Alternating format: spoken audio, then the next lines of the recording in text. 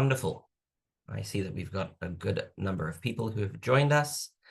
Good morning, good afternoon, good evening, everybody. My name is John Rob Poole. I'm the Senior Manager for Urban Shift and Nature Positive Urban Development at World Resources Institute. I'll be your host for today's webinar. Thank you so much for joining us. Before I move any further, I'd like to highlight that we have live interpretation available in today's webinar into both French and Bahasa Indonesia. To access the language that you'd like to listen to the webinar in, please click on the world icon at the bottom of your Zoom window and select either English, French, or Bahasa Indonesia.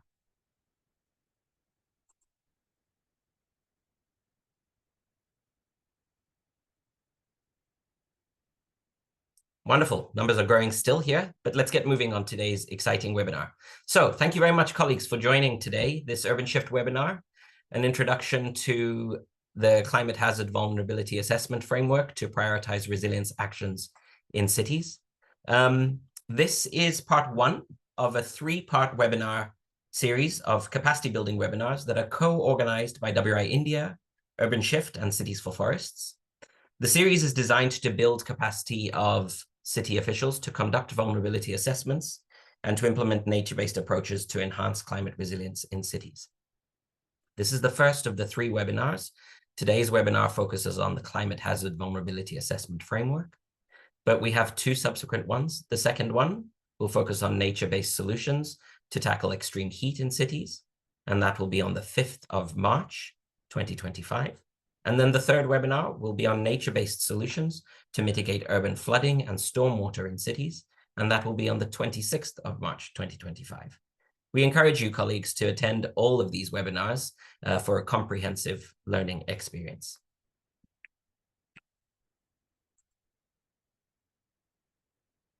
Let me take a moment to provide an overview of Urban Shift, the host of today's webinar. Urban Shift is funded by the Global Environment Facility and led by the UN Environment Programme in partnership with WRI, World Resources Institute, C40 Cities, ICLE, Local Governments for Sustainability, the UN Development Programme, the World Bank, and the Asian Development Bank.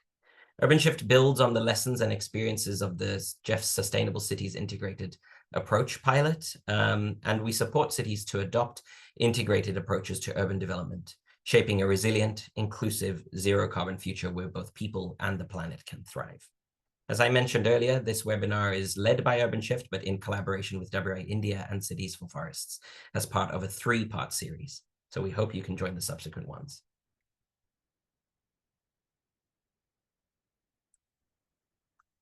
We will have a segment during this webinar where we have a live audience Q&A. We encourage you throughout the webinar to put your questions into the Q&A box, which you will find at the bottom of your Zoom window. Some of these questions we will answer in the moment in written format, but some of the questions we will reserve and answer live from the speakers after the technical presentation. So please, colleagues, as we move along through this, feel free to add your questions into the Q&A box. Now, just quickly to run you through the agenda, and then we'll get going. So next, you'll hear from my colleague, Dipti Talpadi. She's with WRI India, and she will provide a context-setting overview for this webinar about climate hazards in cities and the need for cities to prioritize resilience actions. Then you'll hear from my colleagues Avni and Banu from WRI India, who will deliver the technical presentation about the Climate Hazard Vulnerability Assessment Framework. Then we'll move into the live audience Q&A session, which I will moderate. And then Dipti will provide us with the closing remarks. This webinar is 1 hour and 15 minutes, and I suspect some of you will have to jump off at the 1 hour mark. But do not worry, colleagues, because it is being recorded, and after the webinar, you will receive the recording in your email. So with that, I'm going to hand over to my colleague, Dipti. Thank you very much again for joining us. Dipti, the floor is yours. Thank you, John Rob. Am I visible? Yeah. Thank you. Thank you so much, and welcome all again. This is a module on Climate Hazard Vulnerability Assessment Framework, which is also called the CHVA framework, to prioritize resilience actions in cities. This webinar is actually based on WRI India's recent publication called Climate Resilient Cities, Assessing Differential Vulnerabilities to Climate Hazards. It is designed for city officers, NGOs, community-based organizations, and practitioners who are working towards climate resilience. So, as we all know, cities are at the forefront of climate change, facing a multitude of challenges that are increasing in intensity and frequency. Rising global temperatures have led to longer and more severe heat waves, putting urban populations at risk of heat stress and other health issues. At the same time, erratic rainfall patterns have resulted in frequent and devastating floods, threatening lives, infrastructure, and livelihoods. Urban areas are also grappling with water scarcity, air pollution, and deteriorating natural ecosystems, all of which compound the socio-economic and vulnerabilities of people. These challenges demand immediate and strategic actions to protect urban populations and ensure long-term preparedness for better adaptation.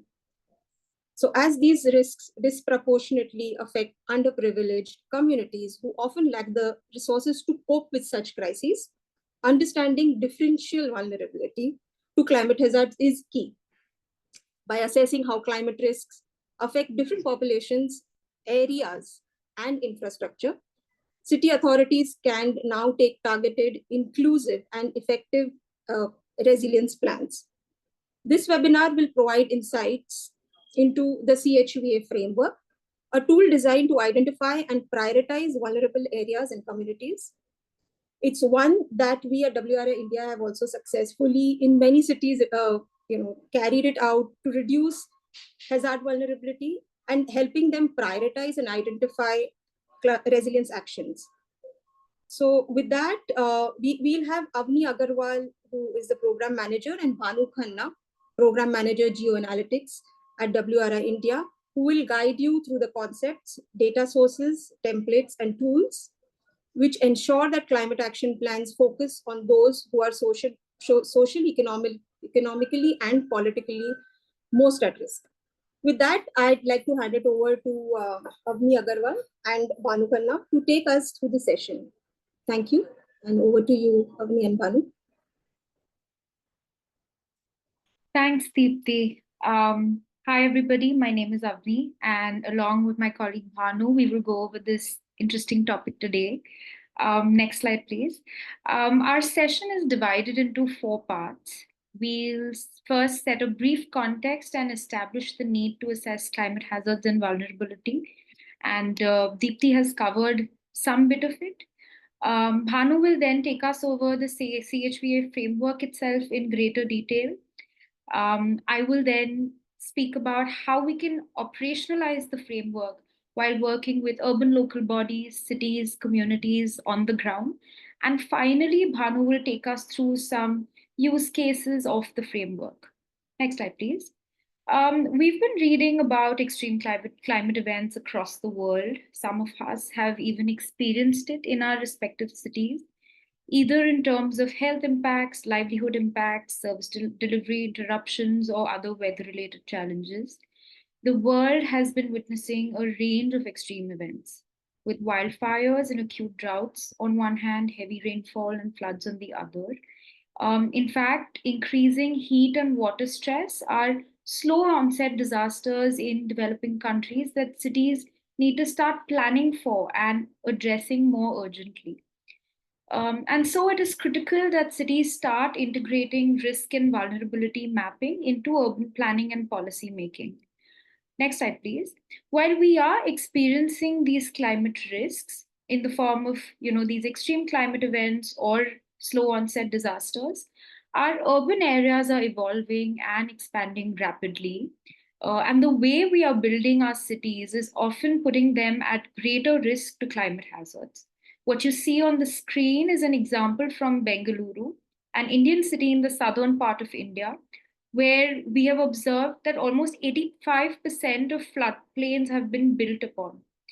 Additionally, next slide, please, how climate catastrophes and events are experienced by different groups of people and communities varies greatly depending on a range of social, economic, political, and cultural factors. And this is referred to as differential vulnerability.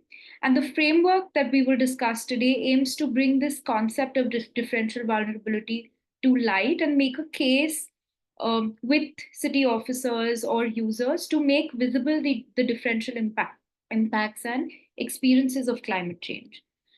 Next slide, please. And so we have developed the CHVA framework, the Climate Hazard and Vulnerability Framework, to help urban planners, policymakers, practitioners across the board in understanding the interactions between climate hazards and existing socioeconomic factors that are often difficult to consider or to correlate while developing plans or strategies at the city level.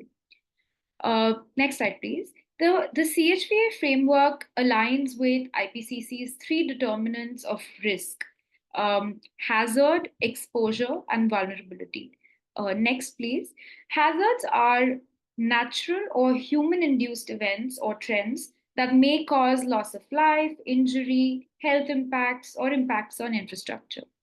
Exposure is the presence of people, livelihoods, ecosystems, environmental functions, services, infrastructure, or cultural assets in places and settings that could be adversely affected. And vulnerability is the propensity or predisposition to be adversely affected. So now that we know that the framework is aligned with IPCC's three determinants of risk, I will pass on the mic to Bhanu, who will take us through the CHVA framework in greater detail. Over to you, Bhanu. Thanks, Avni. Hi, everyone. I hope you can hear me. As Avni mentioned, since the framework uses IPCC's determinants of risk, it is divided into the three major components: hazard identification and assessment, HIA, exposure analysis, and vulnerability assessment. HIA helps in understanding the intensity, trends, frequency, the probability of a hazard occurrence, and the susceptibility to the hazard.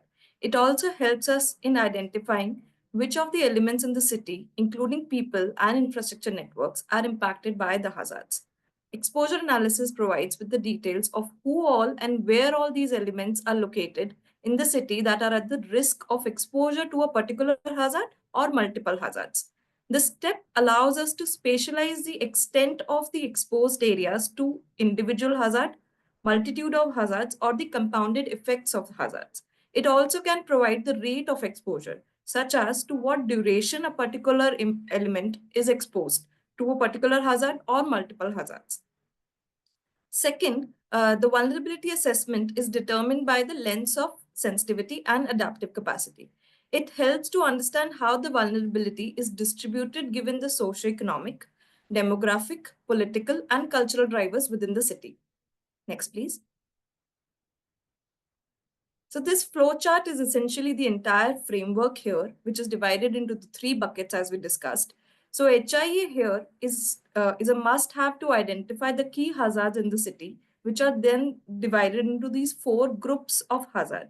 This is essentially coming from the nature of the hazards or its origins. The exposure assessment, as we discussed, is demarcating the extents of the exposure to a particular hazard or the multiple hazards, within which the elements exposed are people, infrastructure, and sectors. The objective here is to be able to measure and locate where these elements are and how much of these elements are located within the range of the exposure extents.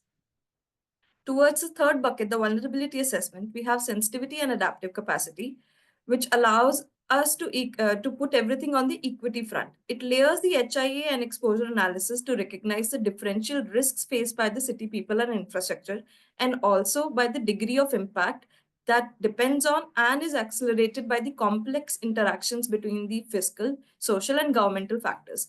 These are deep-rooted inherent characteristics that manifest as the lack of access to a particular amenity or during or onset of the hazard if that access is reduced. In the CHVA report, each of these steps are detailed using the levels of assessment that flows from the conceptual understanding of the framework to the hazard in the measurable units as form of the indicators. And further, we have divided it into the intensities using the thresholds format, with which we can understand that if an element is impacted, then it is impacted to what propensity. These can be referred in detail in chapter 2 to 4 and in the annexures of the report. Next, please.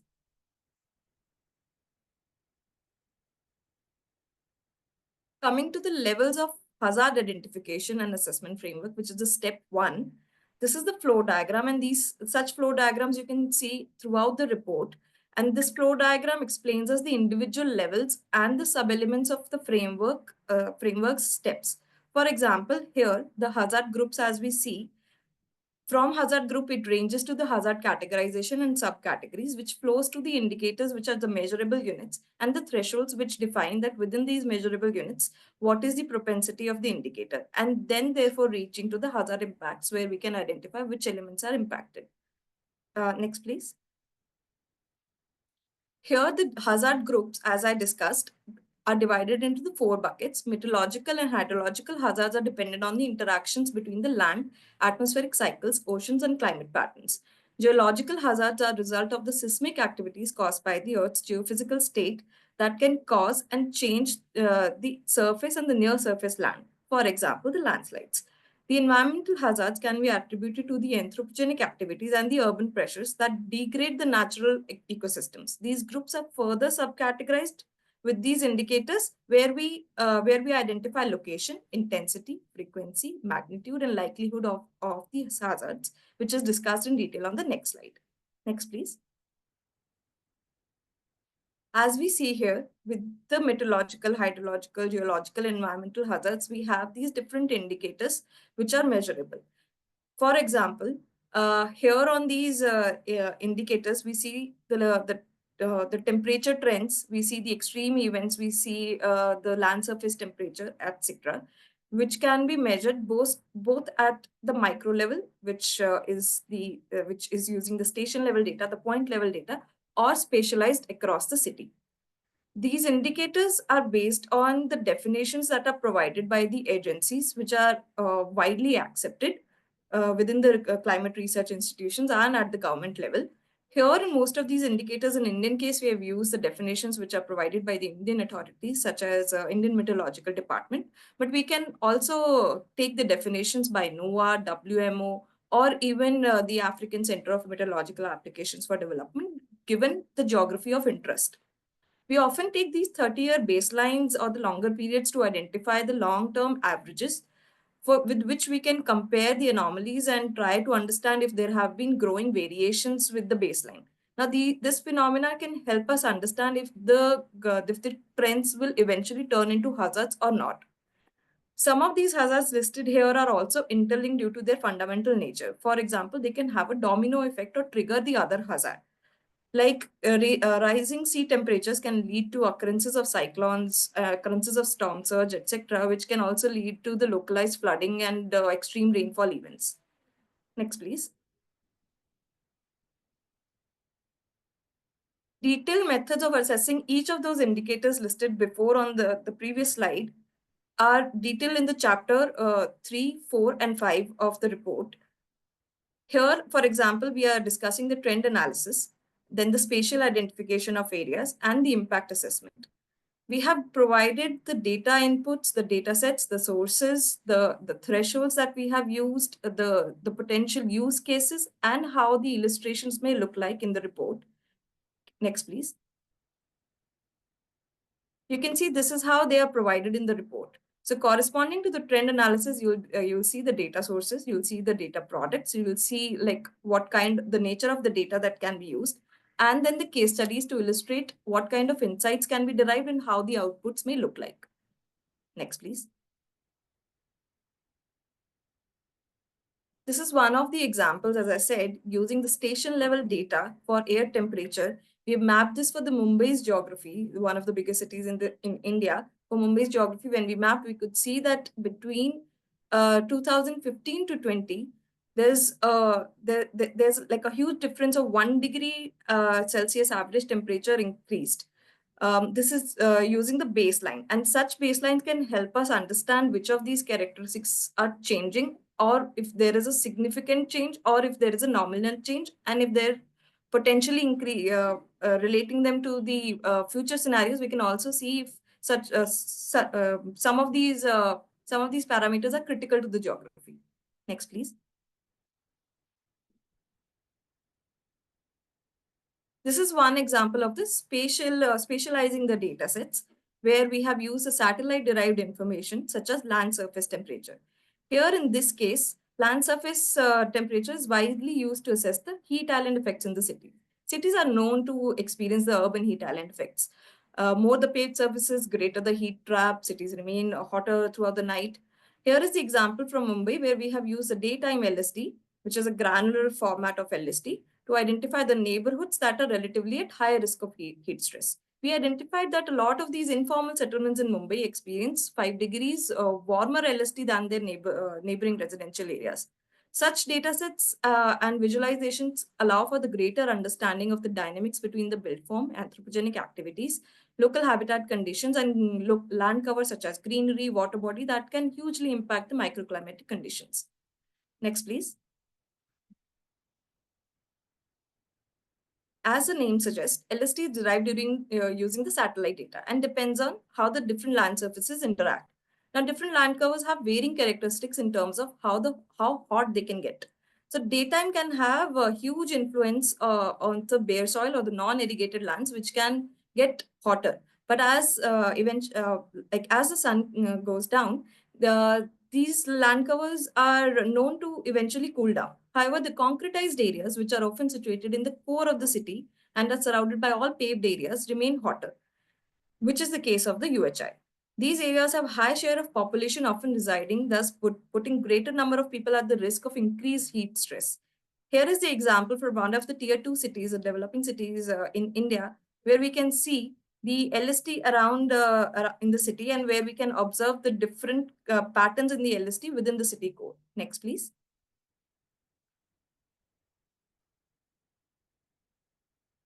We can see that the areas on the left versus the right in this animation, the right appears to be greener and the left appears to be orange, which means that the right appears to be cooler and the left appears to be warmer. And these are the core areas where we can see, just based on the built form, the greenery around the green avenues, etc., how the microclimate is cooler and hotter. Next, please. Last step of compiling the HIA after identifying the key hazards is to identify who all in the city are impacted. The impacted elements checklist here is an exhaustive list of several infrastructure networks, service systems, communities, etc., that are essential for the functioning of the city. This checklist allows us to see which climate or environmental hazard impacts which of these elements, which we can deep dive to assess how and how much of these elements are impacted. This checklist also aids with the understanding the summary of the hazard assessment, and also allows us to logically and pragmatically think of what depth we should go in terms of analysis. Next, please. For example, when we attempted the checklist for Mumbai, next, please, we saw that for, in particular, to the water quality, we don't have enough data. Next, please. Therefore, we decided to proceed ahead with the other hazards, and thereby enabling the institutions and the departments there to focus on the water quality as well. Because water quality can give us a lot of information on how the city is performing in terms of the functional service delivery, or if there are localized hazards that happen due to the degraded water quality. So all of these were the fundamentals to understand this, but due to the paucity of data, we did not attempt it. Similar exercises, given the context, the time, and the efficiency of the data, such checklists can be attempted whenever performing CHVA. Next, please. Last step is to identify, using the checklist, that which are those elements and areas which are impacted by the multiple hazards. For example, here, when we attempted understanding the exposure to multiple hazards, we could see that the areas which are exposed to both heat and flood in the Kochi city in the southern part of India, there were some 7% of the settlements which are exposed to both the risks, and not just that they are exposed to these multiple risks. This is also critical because both the heat and the flooding issues may happen in the common period of summer, intense summers and monsoons, which come after one another. Next, please. Coming to the second step of CHVA, understanding the exposure analysis. Exposure analysis flows with the understandings of elements, locations, like this is the physical domain of the entire assessment. It details the levels of exposure with respect to the intensity of hazard as well and the time scale of the hazard. For example, if the exposure is short-term or prolonged exposure, analysis considers the wide range of elements based on the people and infrastructure categories that are distributed in the city and can be mapped reflecting on where of these are located. Next, please. Similar to the HIE, these indicators, reaching to the indicators and the percentage exposed are very measurable units. And the outputs from these can be spatialized. And it can help us understand what percentage share of the population, percentage share of the settlement, percentage share of the networks are located, where and how they are distributed in terms of the hazard profiling. Next, please. We have provided such exhaustive list of elements exposed, the indicators that should be evaluated, and the results in terms of the percentage exposed, along with the data sets and the sources in the report in chapter 4 and 5. Next, please. Here's one illustration for the exposure analysis, where we tried doing this, doing the exposure to waterlogging or flooding using the waterlogging complaints information from Mumbai. So combined this with the temporal data over the years and with the local know-how of how much would be the impact of that particular waterlogging complaint, we identified that if we do a 200-meter radius of these complaints, then we can understand, then these can act as the hotspots for waterlogging complaints and helps us to understand which are the transit networks stations which are affected due to the waterlogging. It is critical to understand this because if the transit station is physically inaccessible, then the efficiency of the network drops. And basis this map, we could understand that the 33% of the Mumbai's transit network is affected. Next, please. Similarly, for Nasik city, a developing city in the country, we tried to map same ways using the waterlogging complaints data and the high flood line of the rivers and the streams to identify what percentage of the community is affected and where they are located with the higher density. This map allowed us to see that along the river towards the core of the city, the distribution of the affected people is higher compared to the periphery. Next, please. Moving to the third step, that is the vulnerability assessment of the framework. This flowchart here, like the previous steps, shows us the levels and from indicators to the thresholds. These are the particular measurable indicators that allow us gain results in terms of the numbers, which can effectively detail the stories of the localized communities. Next, please. Here we see that the equity angle is put up front, and this is based on the underlying variations in the population characteristics based on their inherent demography, livelihood, and political and cultural dynamics. Next, please. It also takes into the consideration the adaptive capacities, given the resource availability, the ease of access along the community, individual, and even the institution levels, which is also to provide the agility to proactively reduce the risk of the hazards to the network, to the infrastructure networks and the communities. Next, please. Similarly, coming to the vulnerability assessment of the infrastructure, it is based on the physical design of the infrastructure, the standard protocols around the loss and damage of the infrastructure, the losses incurred due to the service disruption or the productivity losses with regards to the sectors, people losing their lives, livelihood, the overall preparedness levels at the infrastructure level, both at the asset and overall governance and management of the networks. This also helps us understand the vulnerability with regards to the abundance of amenities versus the functionality of the amenities. The methods to assess the same have been incorporated again in chapter 4-5, and detail for the leads to qualitatively assess them are listed in the annexures. Next, please. Next, please. Yeah, sorry. Here we can see that overall the difference between the infrastructure assessment and the people's assessment is that people's assessment comes from the nuance of the community level information that can be gathered, whereas the nuance of the functionality of the infrastructure has to come from both the community, the institutions, and the plan and policy review, which follows a rigorous process of literature review and the comparisons and service level benchmarking, etc. Next, please. Here's one case where we have tried to map the vulnerability assessment of people using one of the indicators, that is the access to critical resource of water. Using the census information at the smallest administrative unit of the ward level in Indian cities, we compared the share of households that have the facility of treated water and if the water is available within the household premises. For the city of Chhatrapati Sambhaji Nagar here, we can see that the core is well serviced while the periphery is underserved.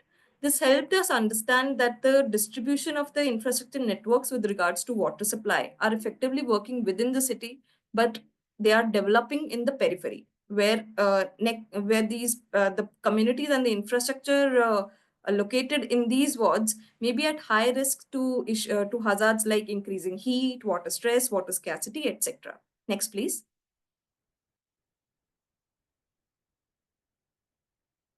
Coming to the vulnerability assessment of infrastructure, here we have tried to map the physical access to parks and public playgrounds and green assets of the city, which are often very critical for the economically weaker section.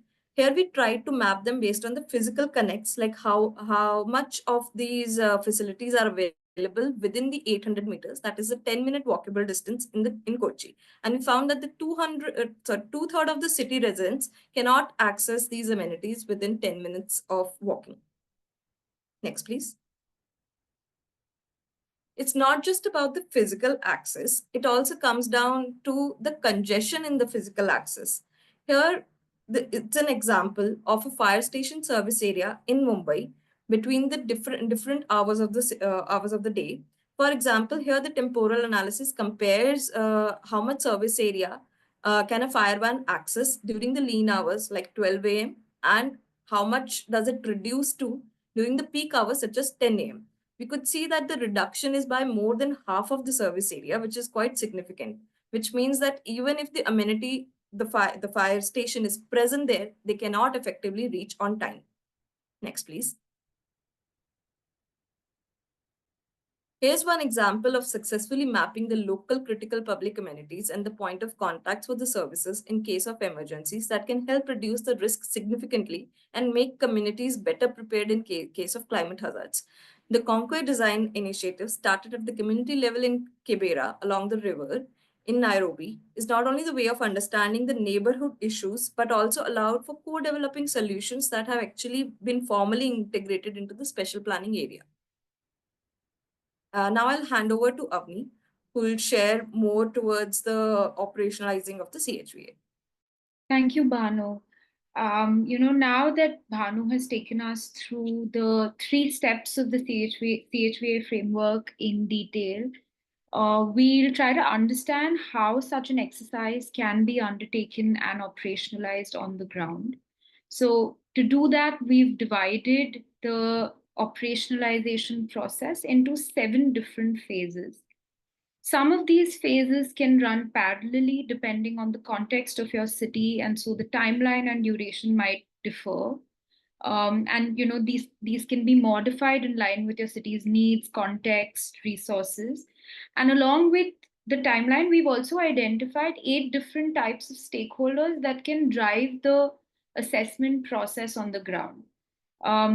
These vary from the anchor agency or the anchor department, which, this is often located within the city corporation or the smart city office or the city hall, and could be the environment department or the disaster management department or the urban department. The second important stakeholder would be a nodal officer, which is often appointed by the anchor agency to coordinate and lead the CHVA or the assessment process. The third stakeholder would be the CHVA technical team, which is very important and would comprise of GIS analysts, applied researchers, sectoral experts, climate experts, urban planners, and so on. The fourth group of stakeholders is of academic researchers, institutions, often comprising of social scientists and equity experts.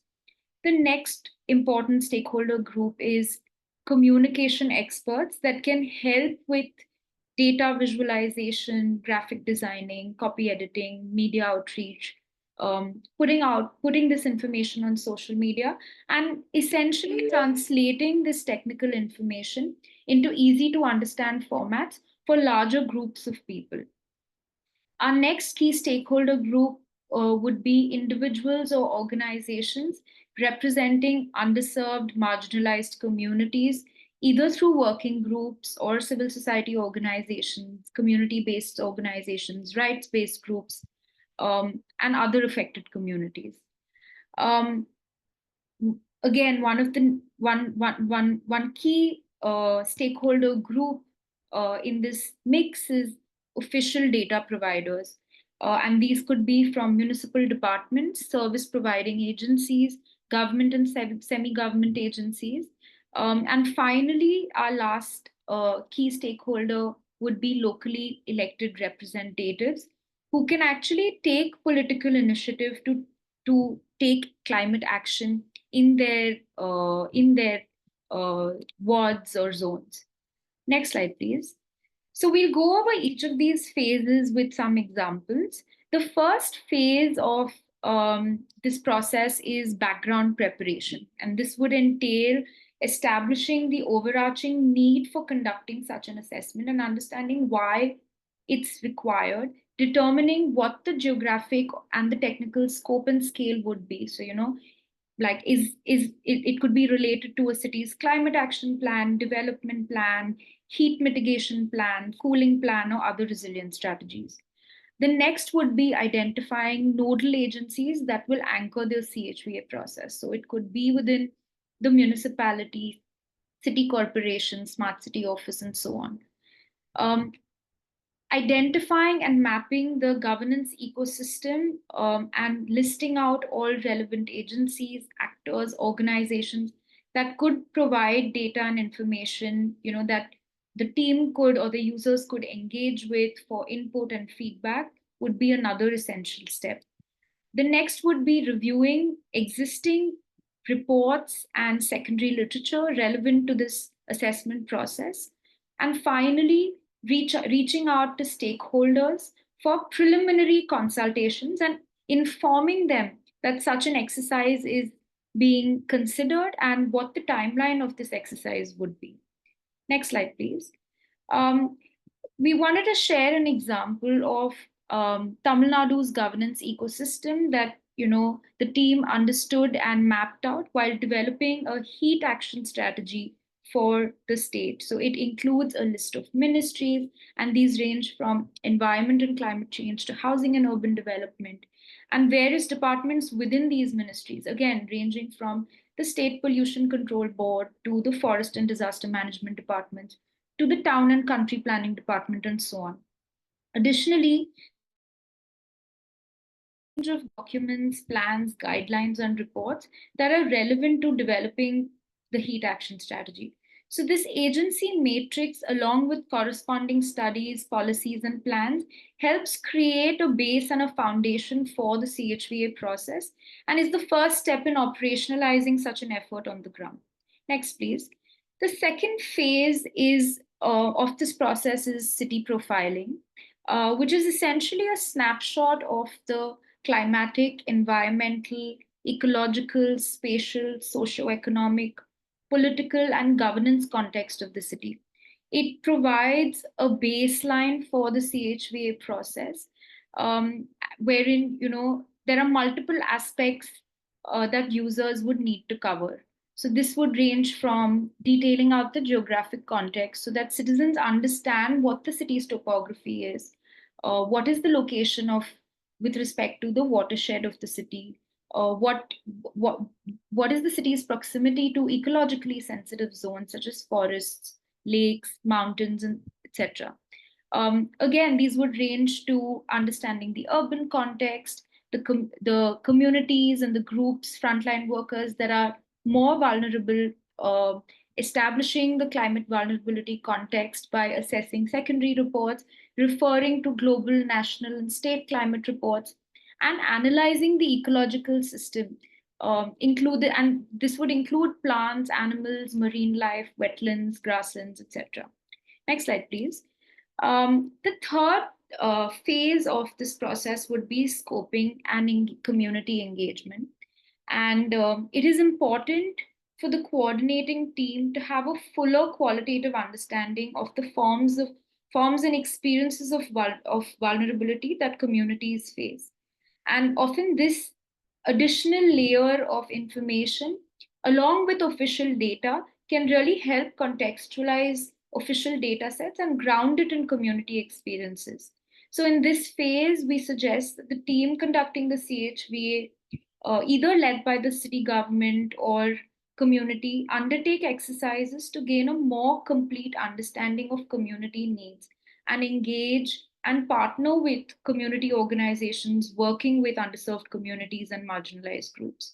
So it is recommended that the lead or the anchoring agency factor in resources needed to support such consultations or commission community level surveys with support from um, groups that represent underserved communities, civil society organizations, and so on. Compared to other phases of the CHVA process, this phase is flexible and can be conducted in as much depth and as time and resources allow for. Next slide, please. The next phase is the data collection and the stakeholder consultation phase. Building on the city profile, practitioners in this central phase of the CHVA will collect and analyze key data on hazards and vulnerability. Collecting data at the urban level can often be extremely challenging, and much of this phase will involve soliciting with various departments and agencies at the urban and state levels for data and information. Users and practitioners will also have to check the data for accuracy, robustness, and ensure that hazards relevant to the city or vulnerability indicators have not been overlooked. Often data that is received from government agencies, it's in formats that might not be conducive for immediate analysis. It might be manually captured in diaries or in registers, and maintained in a physical format. So before such data can be analyzed, it needs to be scanned, digitized, cleaned up, standardized, and that's how, and all of this can then be stored in a master database. And practitioners may also conduct preliminary consultations to close data gaps and share their initial findings with appropriate stakeholders at this stage. Next slide, please. The next phase is the most important phase of the CHVA, which is completing the CHVA. It involves producing an assessment of the main climate-related hazards and vulnerabilities in the city. So using the assessment tables that Bhanu showed in her slides before, and the analytical methods, data sources, and case examples that she presented, practitioners can complete the assessment for any given city. So first, the hazard, to repeat, first the hazard identification and assessment assessment level, it needs to be completed, and that identifies the dominant hazards and potential impact groups. The next is exposure analysis. In the next phase, exposure analysis would need to be conducted to identify populations and infrastructure systems potentially at risk of climate hazards. And finally, we conduct the vulnerability assessment to assess people, communities, and infrastructure networks and identify which of them are most vulnerable to impending climate risks. Hazards, exposure, and vulnerability indicators are assessed together to map differential vulnerabilities across socioeconomic factors. And finally, the complete CHVA is submitted to the nodal department as a draft to take it to the next phase of consultations and dissemination. Next slide, please. So it's essential that this very technical information and insights from this process is disseminated to multiple city level stakeholders and at different scales of the city. So, this could be at the ward level, zone level, regional level. And stakeholders could include the local bureaucracy departments, implementing agencies, local NGOs, community-based organizations, civil society organizations, residential welfare associations, citizen groups, commercial establishments, and various groups and people at large. For example, the map that you can see on the right side, in case of Bengaluru, which is a city in the southern part of India, insights from their assessment were translated into their local languages, which were Kannada and Tamil, for developing a prioritization framework to disseminate focused insights to people and decision makers. And such strategies can really help users of the proposed framework in ground truthing, in exploring entry points for action, and in creating an ecosystem of climate actors and collaborators, and also building consensus to move from assessment to action. During this phase, practitioners must, in their best capacity, try to disaggregate information and contextualize and simplify dissemination of the material for different stakeholder groups. Consultations can be prioritized and planned considering the needs of the city and the chosen stakeholder groups. Next slide, please. The final phase of the CHVA process would be report completion and next step. It focuses on putting together and assembling all this technical information, the process, the maps, insights, and so on, and developing a comprehensive report for the relevant stakeholder groups and policymakers. And the report, it'll provide an overview of the city, its features, describe key hazards it faces, establish the vulnerability landscape of the city. In this phase, both quantitative and geospatial analysis will have to be explained, providing explicit insights to readers.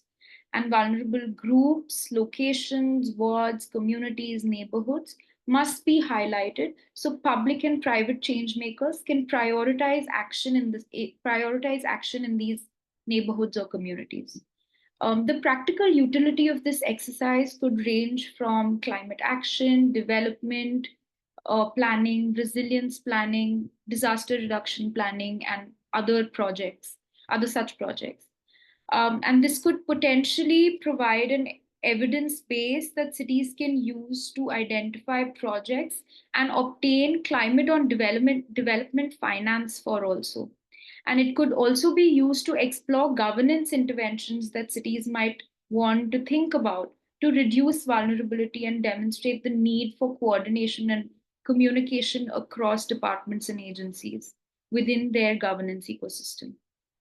Next slide, please.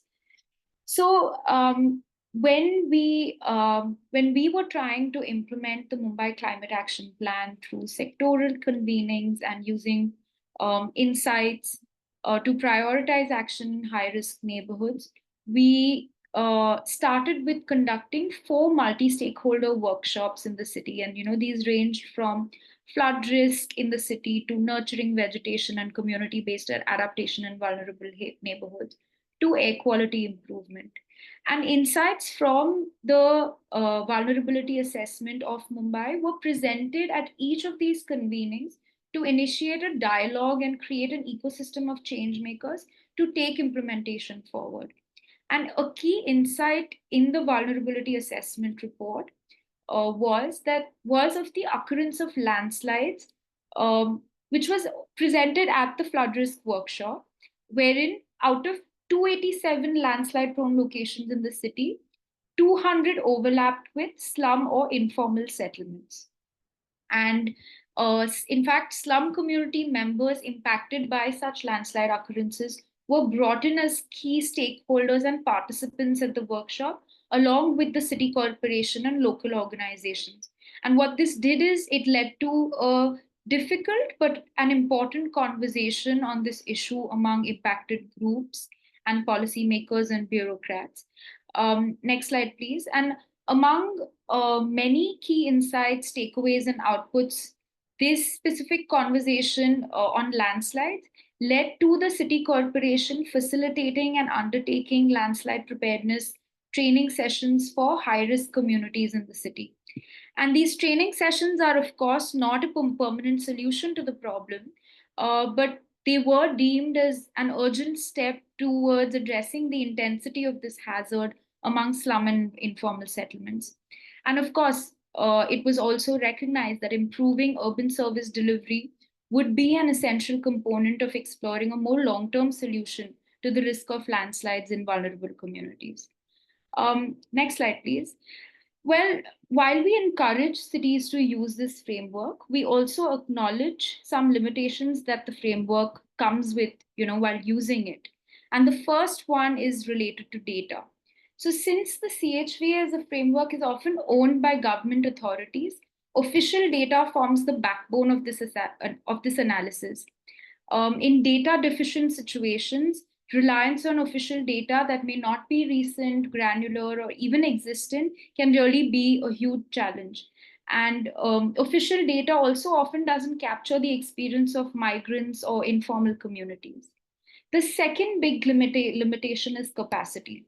So from data collection to sorting to quality checks, formatting in usable forms, these are all extremely time and resource intensive processes and require technical capacity. So the CHVA framework requires users to make quality time and resource commitment. The next big challenge is related to conceptual limitations to using such a framework, since it heavily depends on quantitative and official data, which means qualitative or experiential aspects of vulnerability could be missed out if not focused on in such secondary data-led methodologies. Next slide, please. We've also tried to address some of these limitations and move from assessment to planning to action in our work. And we have a few recommendations for future users. One is to improve access to high quality data, and this can be done by enabling well-maintained and open data repositories that are coordinated across national and state level agencies. The next would be to conduct robust city level baselines and specially promote community-based assessments to ground truth to ground truth city level data sets, and also tap into local resources and knowledge pools. So this could be budding students, academic institutions, researchers, community-based organizations, etc. Our next recommendation would be to institutionalize the CHVA process through capacity building programs and governance interventions for better interdepartmental coordination. Coordination also with local and global organizations could inform holistic and coordinated adaptation actions. Our next recommendation would be to prioritize and accelerate adaptation action in high-risk areas and within underserved communities by promoting community-level assessments through deeper forms of engagement.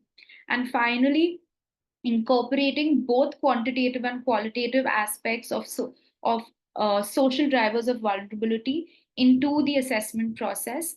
And our last recommendation would be to encourage users to not stop at just the assessment or planning stage and facilitate co-development of projects and implementation with municipal departments and community groups. Bhanu will now take us through a case example from Kochi, which is a city in the southern part of India, and some other use cases of the CHVA framework from our experience. Over to you, Bhanu. Thanks, Avni. Like Avni explained, apart from the technical comprehensiveness of this framework, operationalizing the framework provides a great deal of engagement, both cross-cutting across the departments and government agencies, but also bottoms up with the community leaders, communities, and decision makers. Mumbai is one such successful example where the application of CHVA which mayor started with mapping the areas which are hotter than their neighborhoods, spatializing the urban heat in the city, led to the engagement with the ministry and the high-level departments on climate, forest, and urban development, leading to the development of India's first city-level climate action plan, which had GHG inventory, the scenario development for future emissions, and climate vulnerability assessment at the localized ward level. Not only did the climate action plan laid out the whole set of commitments and recommendations for the communities and the city agencies to work towards the resilience, but also it kickstarted those commitments as micro projects. For example, here one of the NBS pilots that started in the city identified the city locations which are impacted by both flood and heat. With the help of the local NGOs, it laid out the first 20 pilot sites identified where the action can be, where the task can be put. And then there was a Mumbai Greening Handbook, which marked the onset of the application of CHVA and approaching the solutions towards the issues that the CHVA identified. Next, please. Bhanu, maybe we can just do one example, like this example, and then the use cases, the larger use cases, since we're running out of time. Sure. The same application of CHVA in Kochi, we combine the community information from the very localized surveys to the city level information, where we can see how the integration of both helped in identifying which are those communities which lack the adaptive capacity towards certain hazards. Next, please. This involved the process of extensive consultations, the FGDs, mapathons, panel discussions, etc., to come up with these areas and what are the issues in these areas. Next, please. And ultimately, all of this information fed into a guidance document that allows city to create comprehensive city level disaster management plans and move from the model of rescue and recovery to resilience and preparedness. It helped overall 1 million plus citizens of the city and also helped us identify certain sites where NBS-relied actions could be undertaken. Next, please. We have used CHVA it's a very versatile tool, and we have used it to deliver several successful instrumental policies and plans which work towards climate, environmental, economic, ecological, and infrastructure development plans. From city level climate action plans to different sizes of the cities and geographies across, we've used this framework to even develop the region level strategic economic infrastructure that is both sensitive towards the livelihoods and also sensitive towards the climate hazards that can destroy the livelihoods and the dependencies on certain sectors. Creating focused hazard mitigation strategies that, along with the assessments like CHVA, helped us deep dive into the sectoral evaluation using the adaptive capacity indicators from the framework. Such as here in case of Tamil Nadu, we evaluated each of those sectors. For example, agriculture, tourism, and transportation. Such sectors were evaluated with regards to specific heat hazard, if they are effective in terms of service provision, and what kind of loss and damage may occur in case of increased heat events. Next, please. The framework is not just the assessment, but an opportunity to learn, perform, create the enabling mechanisms for discussions which often at different scales across different departments can be facilitated. It puts forward the differential vulnerability of both community and infrastructure needs, which are often unseen. With this, I would like to close and thank all the participants, partners here. Here's the list of authors and this QR code, which you can scan and access the whole document. Our email addresses are listed and you can reach out to us in case of any questions. Over to you, John. Wonderful. Thank you so much, Bhanu and Avni. That was a wonderful presentation. And I'm glad that we managed to finish on time here because we have a number of really interesting questions in the chat. And colleagues, we have a few minutes here to address those before we close in about 15 minutes time. So may I invite, please, the authors of the report, Avni, Bhanu, and also Deepti, to join us with your cameras on, please. And if we can spotlight all four of us on the screen, that would be great. So colleagues, as I mentioned, there's a pretty robust discussion in the chat here. And behind the scenes, we're trying to organize some of these questions so that we can ask them to our experts here. Deepti, if you can join us, there we go. Perfect. So first question, actually, we'll pose it to Bhanu. Bhanu, we had a lot of questions from folks who are joining us online about the spatial resolution of data sets. So I think that this question is best suited to your expertise. So a two-part question. Can you please speak to the challenges of working with data sets at different resolutions? What has been your experience with these types of data? What has been your experience with these types of data constraints, and how have you addressed them? And do you have any advice for data management in assessing urban climate variability? Thanks, John. It's a very pertinent question. The answer lies in the objective of using that data set. The framework, as I mentioned, gives you the exhaustive list of indicators and the rationale behind those indicators, why we have incorporated those indicators. And this is why an exhaustive list of data sets has also been provided along with those indicators. And these are mostly all the public data sets, which can also be scaled at different levels. For example, if you want to understand the temperature, now there are two ways to approach this. If you want to understand the temperature aspect of a city, you can also use a satellite derived data, which may be granular, but makes the case. And you can use those numbers across the spatialized levels at the region or a very local area level assessments, and also use a nuanced data set, which is more consistent and available at more granularity at the monitoring station level. It's not to say that the monitoring station level information will tally up accurately with the satellite derived data. These are different data sets calibrated at different levels, coming from the different sensors, etc. So they may not be the same numbers per se, but they can be tallied up if the objective is to identify that which areas are hotter relative to the rest, which are those timelines in the year or the seasonalities or in the day which are more hotter. So the objective of the indicator provides the clarity on which data set at what scale can be used. Perfect, very clear, Banu, thank you. And I think that addresses some of the other data-related questions that other colleagues had put in the Q&A box. So thanks for that. Avni, let me come to you for the next question.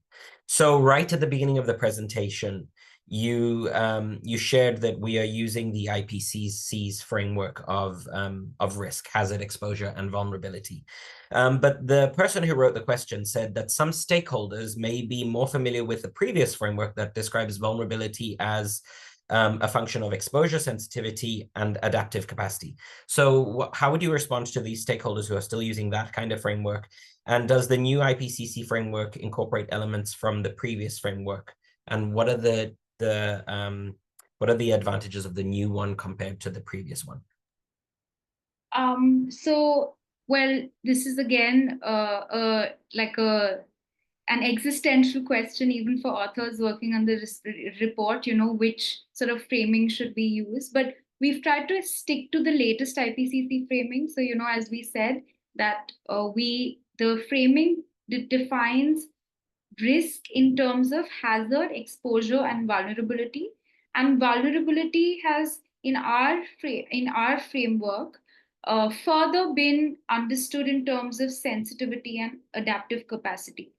And I would just say that one, the benefit to using this is that this is the most recent. IPCC also constantly updates its literature and its theory, and this very much aligns with IPCC's most recent framing. Secondly, there are in fact other framings of risk. So there is another set of academics that have also included response, not just exposure, not just hazard, exposure, and vulnerability, but also response as a fourth fourth determinant of risk. And there could be many versions of that, and response could also be interchangeably understood as what the adaptive capacity is of a community or a city or like an infrastructure system. So I would just respond by saying that there are various framings, and we just decided to use the most recent IPCC framing for cities to also standardize and use the most recent sort of and like, you know, have that global benchmark when they're developing such an assessment. But yeah, very well. I mean, cities could very well also use the previous framing if that's what they prefer, and still use the indicators and the framing of the current CHVA assessment framework. Yeah. Perfect. Thank you. Yeah, very, very, very clear answer to that question, but very legitimate question in its own right.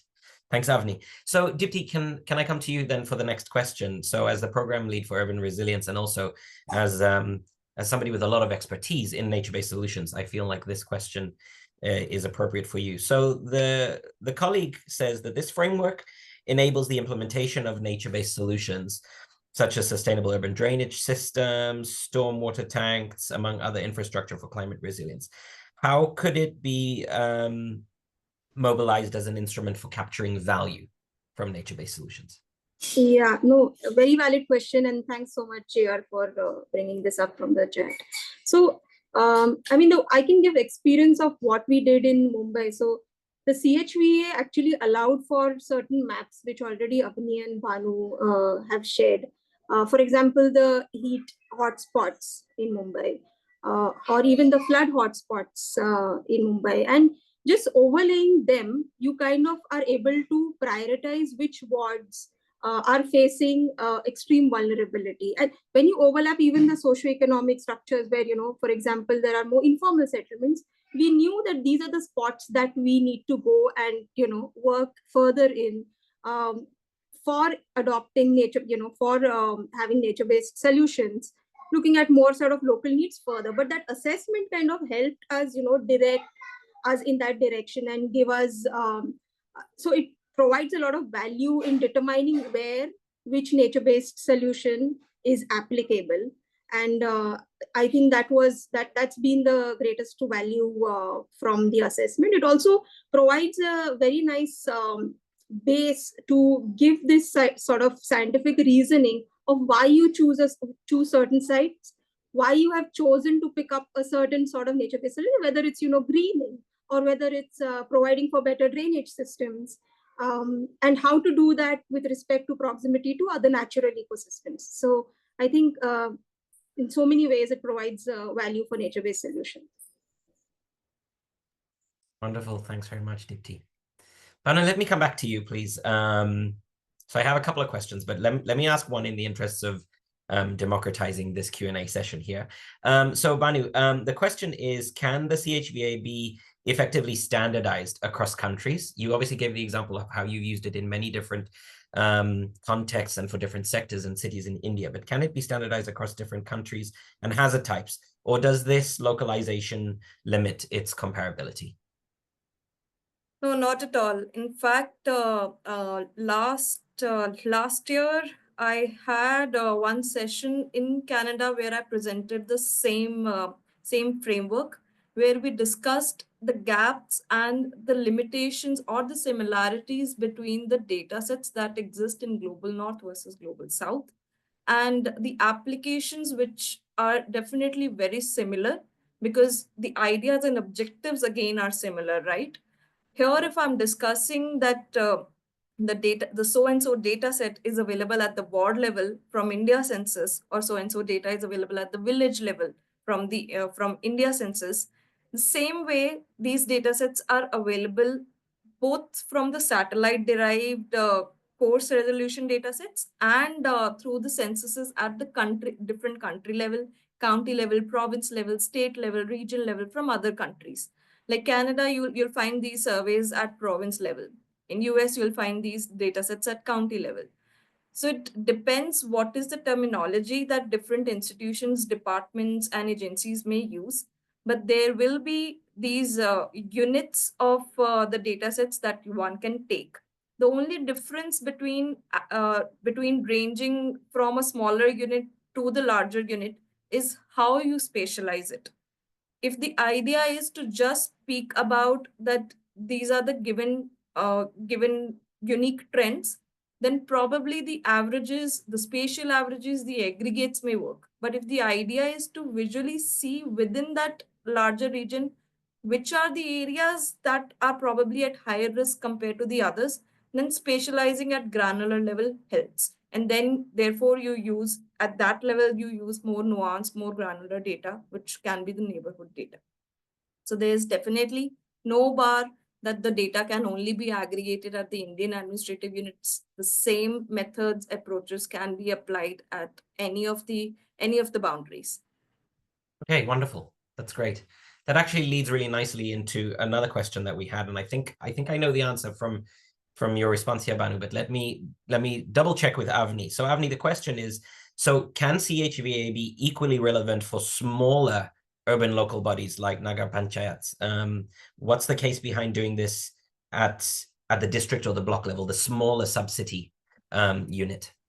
No, very much so. And in fact, we're currently using this very framework to develop a vulnerability assessment of a very small Nagarpalika, which is almost like 1 lakh population. So it can be used at different various resolution levels. And maybe in the future, with more resources and capacity, we might even be able to do this at the ward level. I guess the better the resolution, a lot of this depends on, who in the governance system is owning this assessment. Is it the city? Is it the district? Is it the state? Is it the ward? Is it the zone? And then similarly, I guess in other countries, it would be their respective sort of disaggregation levels. But it's definitely very useful. It's just that you have to be careful about, like, the insights that you get in a large city might differ from the insights that you get in a smaller city. So, we often give this example of land surface temperature, wherein in Mumbai, often land surface temperature, we see that the city area is often hotter than the peripheral area. But while you're doing this kind of analysis in a small city region, you have to be careful about your resolution. You have to understand why certain observations are coming up the way they are. So yeah, but very much you can use this framework at more granular levels or even at macro levels. So the Tamil Nadu heat action strategy is actually a state level strategy. So yeah.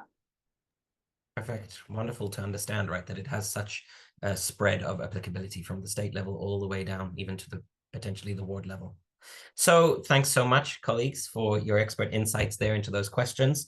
To the audience members, we didn't manage to get through as many questions as we hoped. There's a lot of questions here in the chat. So Banu and Avni, before we drop off in the next couple of minutes, if you don't mind responding to as many of those as you can, that would be great. Deepti, I'm going to give you the final word because you didn't get the opportunity to answer a final question. I know you want to flag a couple of things for our audience. So final word for you, Deepti, and then we will be closing. Thank you. Yeah, no, I would really thank everyone, for joining this session, and I hope this was really useful, and I'm sure there'll be a lot of takeaways for you from the session in terms of vulnerability assessment in your own cities. Also, I would, many people have asked whether the presentation will be available. So after the conclusion of this webinar, the presentation that was made today will be made available on the UrbanShift platform. However, besides that, there is going to be a self-study module, which is a bit longer version with other resources as well, which will be available within a week's time on the same platform. The other thing I would recommend all of you is to sign up for the next 2 sessions, because this is a 3-part webinar series. The next session will be on urban heat and NBS, which will happen on the Wednesday, 5th of March. And the third will be on urban flooding and stormwater and NBS, which will happen on 26th March, again Wednesday. So yeah, with that, I would really encourage all of you to attend those 2 as well. And happy to connect even after this webinar for any questions besides the questions that were asked in today's webinar module. So thanks. With that, I'll thank you all for joining this, and thank you all of my colleagues too.